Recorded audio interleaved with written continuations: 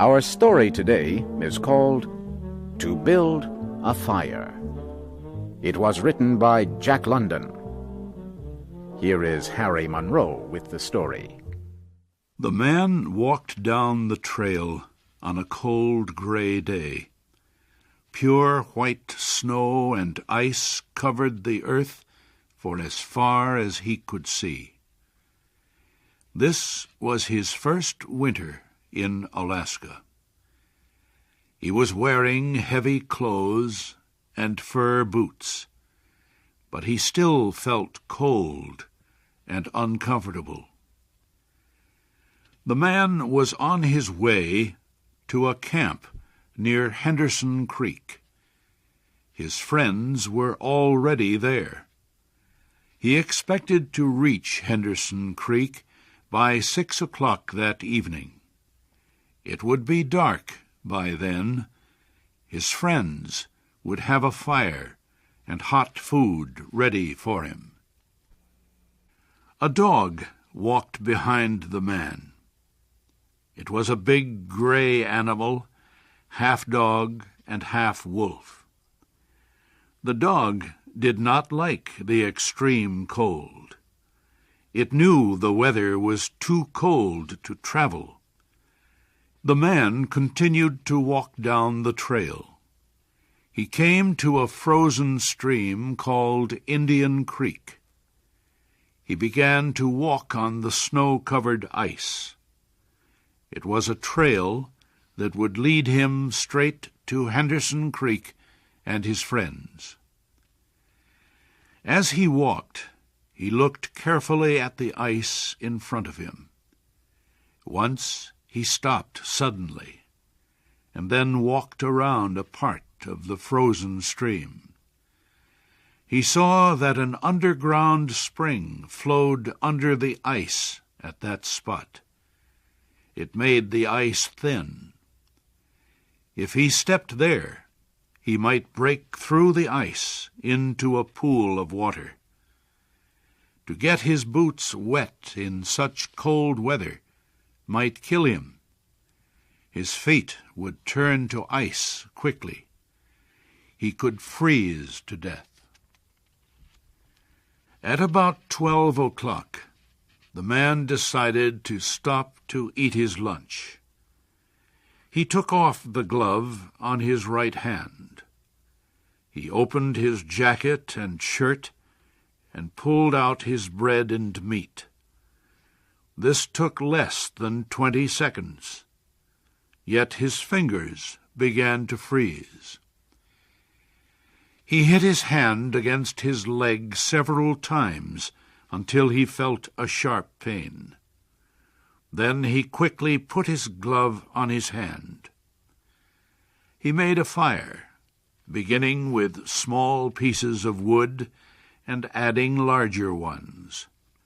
He sat on a snow-covered log and ate his lunch. He enjoyed the warm fire for a few minutes. Then he stood up and started walking on the frozen stream again. A half-hour later, it happened. At a place where the snow seemed very solid, the ice broke. The man's feet sank into the water. It was not deep, but his legs got wet to the knees. The man was angry. The accident would delay his arrival at the camp. He would have to build a fire now to dry his clothes and boots. He walked over to some small trees. They were covered with snow. In their branches were pieces of dry grass and wood left by floodwaters earlier in the year. He put several large pieces of wood on the snow under one of the trees. On top of the wood he put some grass and dry branches. He pulled off his gloves, took out his matches, and lighted the fire. he fed the young flame with more wood. As the fire grew stronger, he gave it larger pieces of wood. He worked slowly and carefully. At 60 degrees below zero, a man with wet feet must not fail in his first attempt to build a fire.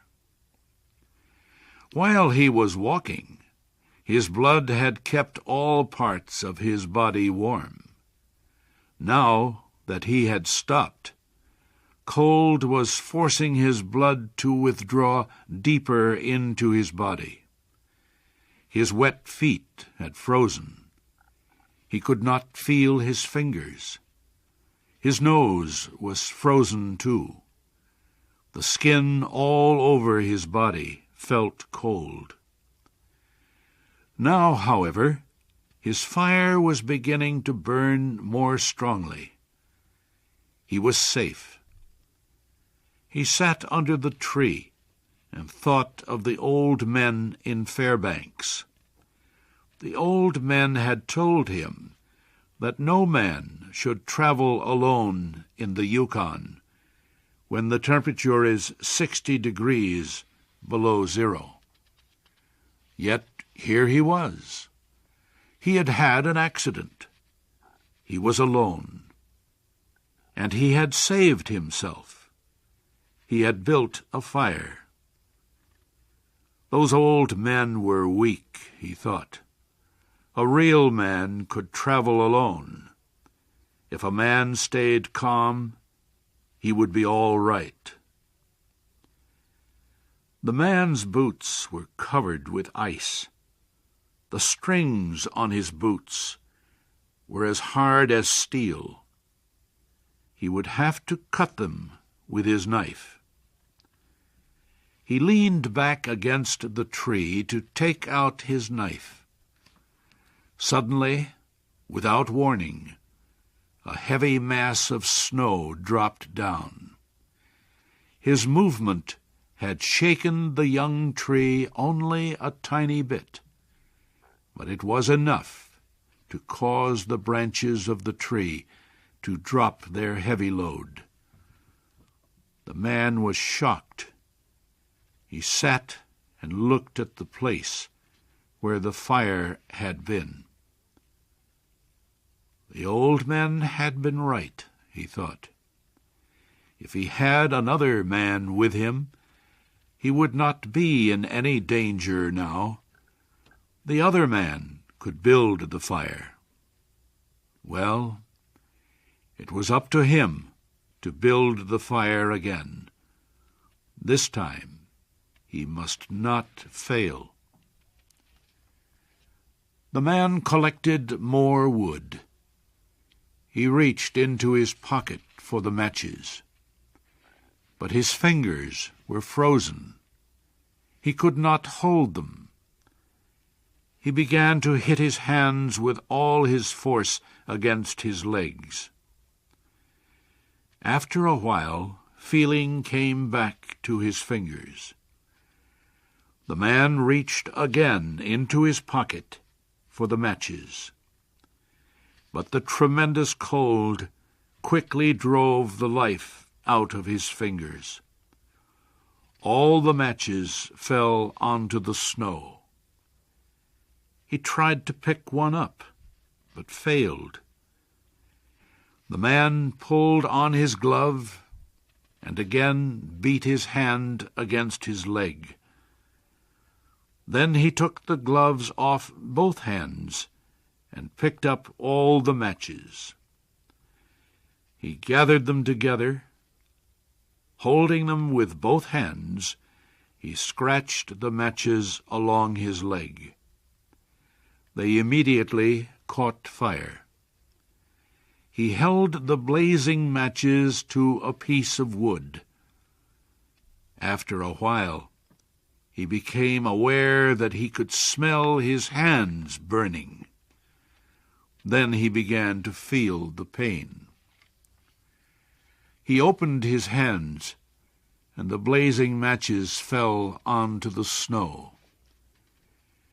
The flame went out in a puff of gray smoke. The man looked up.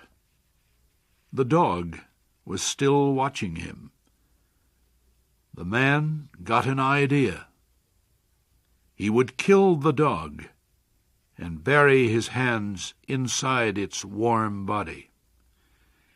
When the feeling came back to his fingers, he could build another fire. He called to the dog. The dog heard danger in the man's voice. It backed away. The man called again. This time the dog came closer. The man reached for his knife, but he had forgotten that he could not bend his fingers. He could not kill the dog because he could not hold his knife. The fear of death came over the man. He jumped up and began to run. The running began to make him feel better. Maybe running would make his feet warm. If he ran far enough, he would reach his friends at Henderson Creek. They would take care of him. It felt strange to run and not feel his feet when they hit the ground. He fell several times. He decided to rest a while. As he lay in the snow, he noticed that he was not shaking. He could not feel his nose, or fingers, or feet. Yet he was feeling quite warm and comfortable. He realized he was going to die. Well, he decided he might as well take it like a man. There were worse ways to die. The man closed his eyes and floated into the most comfortable sleep he had ever known. The dog sat facing him, waiting. Finally, the dog moved closer to the man and caught the smell of death. The animal threw back its head. It let out a long, soft cry to the cold stars in the black sky. And then it turned and ran toward Henderson Creek, where it knew there was food and a fire.